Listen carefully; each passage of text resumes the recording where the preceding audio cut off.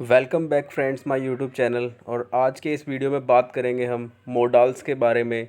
Modals क्या होते हैं, मोडाल्स का अर्थ क्या होता है और मोडाल्स का सेंटेंस में क्या प्रयोग होता है and how to use modals in sentence and what is the importance of modals in sentences. तो आइए बात करते हैं आज मोडाल्स के बारे में।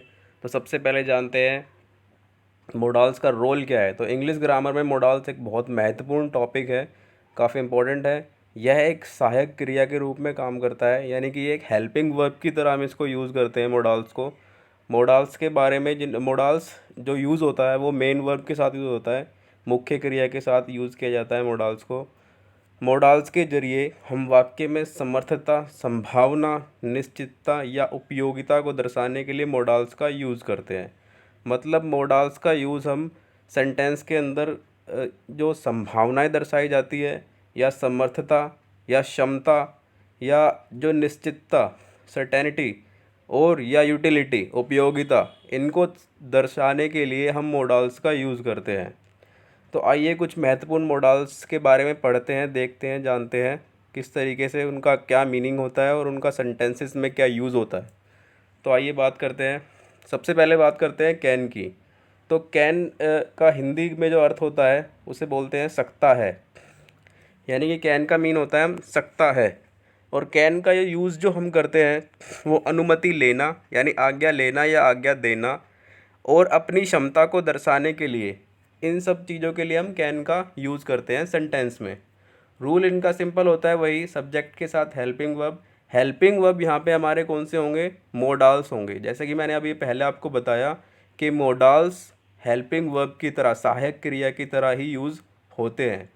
देन हम यूज़ करते हैं नोट। अगर नेगेटिव सेंटेंस है तो नोट का यूज़ करेंगे मोडाल्स के जस्ट बाद। उसके साथ मेन वर्ब जो हमारी वर्ब होती है एंड देन ऑब्जेक्ट। तो ये एक रूल होता है मोडाल्स को यूज़ करने का कि किस तरीके से हम यूज़ करते हैं। फॉर एग्ज़ाम्पल के लिए बात करते हैं, मैं स्कूल जा सकता हूँ।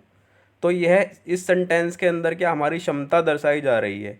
मैं स्कूल जा सकता हूँ तो I can go to the school. यहाँ हम कैन का यूज़ करेंगे इस सेंटेंस में क्योंकि हम अपनी क्षमता को दर्शा रहे हैं। अब तुम जा सकते हो, इसमें हम किसी को आज्ञा दे रहे हैं तो मोडाल्स का यूज़ कर रहे हैं कैन का। कैन हमारा मोडाल्स है तो यू कैन गो नाउ। क्या तुम एक पत्र लिख सकते हो?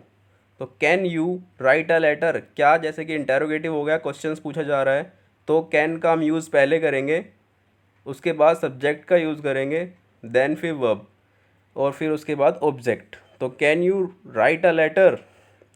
राम यह काम कर सकता है तो राम की क्षमता को दर्शाया जा रहा है तो Ram can do this work. इसके बाद आता है कुड। तो कुड जो होता है हमारा कैन का पास्ट टेंस कुड होता है, उसको हम पास्ट में यूज़ करते हैं तो कुड हो जाता है। उसके बाद कुड का जो यूज़ है बच्चों वो कैन के पास्ट टेंस के रूप में ही किया जाता है। फॉर एग्ज़ाम्पल, मैं फ़ुटबॉल खेल सकता था, यानी कि इसमें पास्ट टेंस की बात हो रही है। मेरी क्षमता जो थी मैं पास्ट टेंस की बता रहा हूँ कि मैं फ़ुटबॉल खेल सकता था। तो आई कुड प्ले फुटबॉल।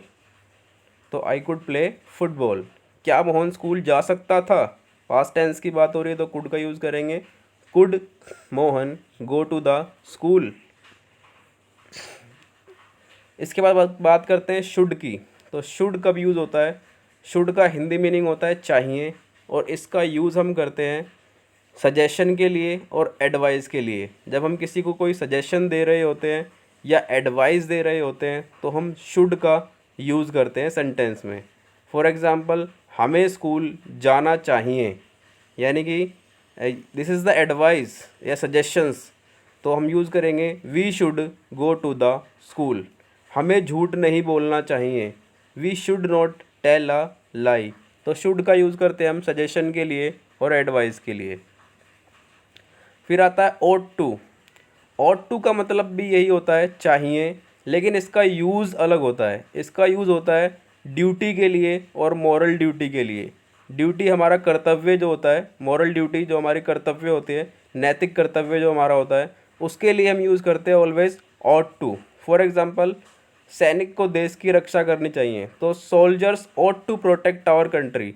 अब यह मतलब तो लास्ट में तो वही आ रहा है चाहिए, लेकिन देखना हमें ये है कि ये सेंटेंस किस तरीके का है। तो सेंटेंस में हमें क्या दिखाई दे रहा है कि सोल्जर्स की एक मॉरल ड्यूटी होती है उसकी, हमारे देश को प्रोटेक्ट करना।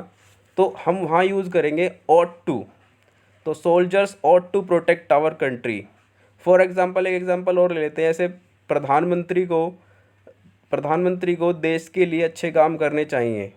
तो हम उसको कैसे यूज़ करेंगे, PM ought to do good work for our country. तो इसको इस तरीके से यूज़ करेंगे बच्चों, ought टू को। उसके बाद आता है मे। अब मे का क्या यूज़ होता है, मे का सबसे पहले हिंदी का मतलब होता है उसमें शायद।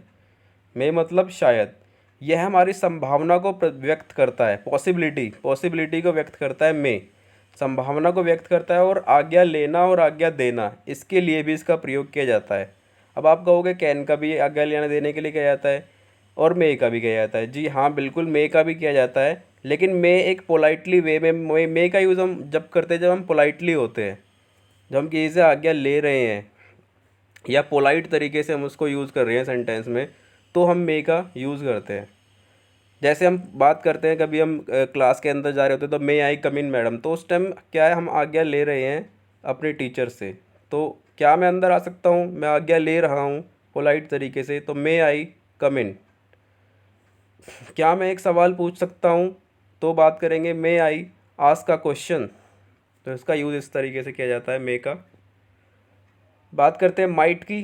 तो माइट का हिंदी मीनिंग होता है शायद ही। इसको इसका यूज़ भी संभावना व्यक्त करने के लिए किया जाता है, परंतु संभावना का प्रतिशत काफ़ी कम होता है। दैट मीन्स कि इसका यूज़ भी मेन तो इसका पॉसिबिलिटी के लिए यूज़ है, लेकिन जो इसकी पॉसिबिलिटी होती है उसका परसेंटेज काफ़ी कम होता है। यानी कि उसका परसेंटेज इतना कम होता है, फॉर एग्ज़ाम्पल के लिए, वह शायद ही बाज़ार जाए। अब इसमें हमें पता नहीं है कि वो बाज़ार जाएगा नहीं जाएगा, हो सकता है वो ना भी जाए। तो हम बात करेंगे उस टाइम माइट की, उस सेंटेंस में हम पुट करेंगे माइट को। तो she might go to the market, हम इसको यूज़ करेंगे। जैसे अब आज हम देख रहे हैं भाई, आज शायद ही बारिश हो, तो शायद ही जहाँ आ जाए तो वहाँ हम यूज़ करेंगे माइट को। तो it might be rain today. बात करते हैं मस्ट की। तो मस्ट का हिंदी मीनिंग होता है चाहिए या ज़रूरी। इस तरीके से हम इसको यूज़ करते हैं। इसका जो प्रयोग है वो ऑर्डर देने के लिए किया जाता है बेसिकली, या जो काम हमें ज़रूरी करना होता है या उसे ज़रूरी कराना होता है, तो हम मस्ट का ऑलवेज़ यूज़ करेंगे। ये हमारा इंपॉर्टेंट मोडाल्स होता है, जब हम किसी काम को, जो हमारे लिए ज़रूरी काम होता है या ज़रूरी काम जो हमें कराना होता है, उसके लिए मस्ट का यूज़ करते हैं। फॉर एग्ज़ाम्पल, राम को अपना गृह कार्य ज़रूर करना चाहिए। तो गृह कार्य राम के लिए ज़रूरी है, तो Ram must do his homework, तो उसके लिए मस्ट का यूज़ करेंगे। तुम्हें स्कूल ज़रूर जाना चाहिए, you must go to the school. तो इस तरीके से इसके सेंटेंसेस बनते हैं। एक एक दो दो एग्जांपल मैं इसलिए ले रहा हूँ क्योंकि काफ़ी ज़्यादा मॉडल्स होते हैं, तो हम एक वीडियो के अंदर काफ़ी मॉडल्स को कवर कर लेंगे। तो इसलिए मैं इसके एग्जांपल्स एक या दो ही देता हूँ। बात करते हैं यूज़ टू की। तो यूज़ टू का मतलब हिंदी मीनिंग होता है उसका करता था। करता था यानी कि ये हमारी पास्ट की हैबिट को शो करता है। इसको हम तभी यूज़ करते हैं जब हम अपनी किसी पास्ट हैबिट की बात कर रहे होते हैं।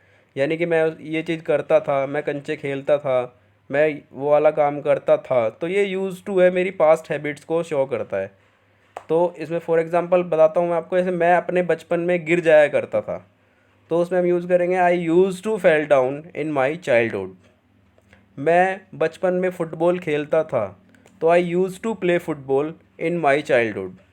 तो यूज़ टू का यूज़ होता है हमारी पास्ट हैबिट्स को शो करने के लिए। नीड टू का मतलब होता है आवश्यकता, और इट शोज़ आवर नेसेसिटी, और ये हमारी ज़रूरत मतलब आवश्यकता को दर्शाता है। जैसे मुझे खाना खाने की आवश्यकता है, तो मुझे खाना खाने की आवश्यकता है, तो I need to eat the food या ईट फूड। तुम्हें किताब पढ़ने की आवश्यकता है, you need to read a book. तो नीड टू का यूज़ होता है नेसेसिटी के लिए, आवश्यकता के लिए। लेट्स। अब लेट्स क्या होता है, हमने काफ़ी टाइप बार इसका सुना है कि चलो चलें, let's go to the market, let's go to the school. तो इसका यूज़ हम इस तरीके से करते हैं। इसका यूज़ कैसे करते हैं, लेट्स को पहले यूज़ करते हैं, उसके साथ मेन वर्ब होता है हमारा। सेंटेंस काफ़ी छोटा बनता है लेट्स वाला, तो मेन वर्ब के साथ लेट्स का यूज़ करते हैं। इसका हिंदी मीनिंग होता है चलो चलें। तो लेट्स गो, चलो खाना खाएं। लेट्स ईट फूड, चलो स्कूल चलें। लेट्स गो टू स्कूल, चलो बाज़ार चलें। लेट्स गो टू मार्केट, चलो पढ़ें। लेट्स गो टू रीड, तो इसको इस तरीके से यूज़ करते हैं लेट्स को। तो thanks for watching this video and I hope कि आपको पसंद आई होगी वीडियो ये, और आपको काफ़ी कुछ सीखने को मिलेगा इस वीडियो से। तो ये था मोडाल्स का वीडियो। नेक्स्ट वीडियो के अंदर बात करेंगे हम कुछ और मोडाल्स के लिए। तो थैंक यू सो मच।